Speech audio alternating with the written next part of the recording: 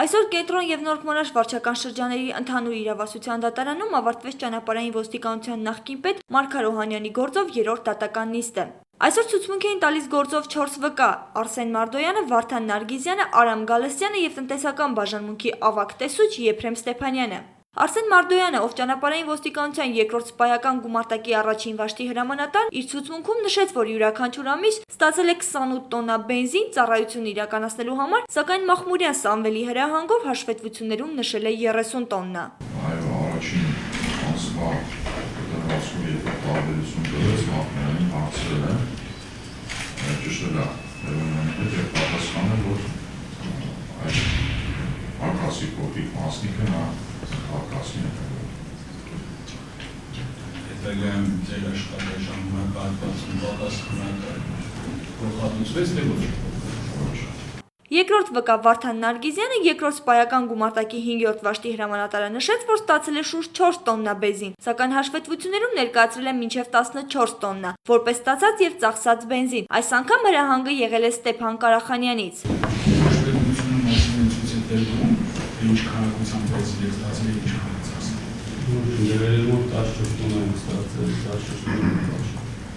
Երրորդ վկա հանդիսացող Արամ Գալստյանը ճանապարհային ոստիկանության երկրորդ գումարտակի 6-րդ վաշտի հրամանատարը ստացել է 4 տոննա, սակայն ներկայացրել է 6-ից 12 տոննայի հաշվետվություն։ Հրահանգ տվողը եղել է կրկին Ստեփան Կարախանյանը, ով վաշտի հրամանատարների այն հարցին, թե ինչու են հաշվետվությունները ներկայացնում ստացածից ավել թվերով, Ստեփան Կարախանյանի պատասխանը բոլորի դեպքում եղել է մեկը։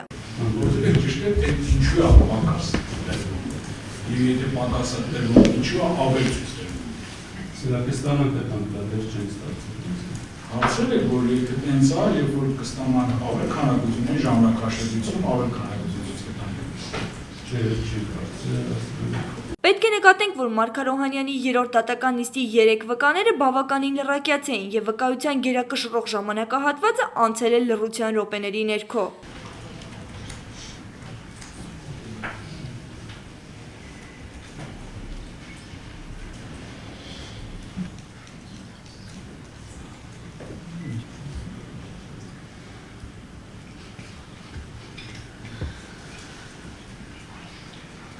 Տպավորությունն այնպիսին էր, կարծես դասը լավ չսերտած աշակերտի նման ներկայացել էին դատարան եւ չէին հասկանում դատարանում հնչեցրած եւ ոչ մի հարցի բովանդակությունը։ Գործով 4-րդ վկան Եփրեմ Ստեփանյանը, ով ճանապարհային ոստիկանության տնտեսական բաժանմունքի տեսուչ էր, տեղեկացրեց, որ յուրաքանչյուր ամիս ստացել է ճանապարհային ոստիկանության հասանելիք բենզինը ՀՀ ոստիկանությունից եւ հանձնել Սամվել Մախմուրյանին։ Ստեփանյանը տեղեկացրեց նաեւ, որ ստացած եւ հանձնած բենզինի թվերը երբեք չեն փոխվել։ Ստացվում է, որ ճանապարհային ոստիկանության բենզինը Հայաստանի Հանրապետության ոստիկանությունից անվտանգ հասել է մինչև Ստեփան Կարախանյանին եւ Սամվել Մախմուրյանին, այնուհետեւ սկսվել է յուրացումը։ Դատական նիստի ավարտին Մարգար Օհանյանը հասցրեց նաև շփվել լրագրողների հետ եւ հայտնել իր գոհունակությունը դատական նիստերի ընթացքի մասին։ Ինձ լավ են վերաբերել, այսինքն սովորականի պես ոչ մի բան չկա, չեմ թրջացրել։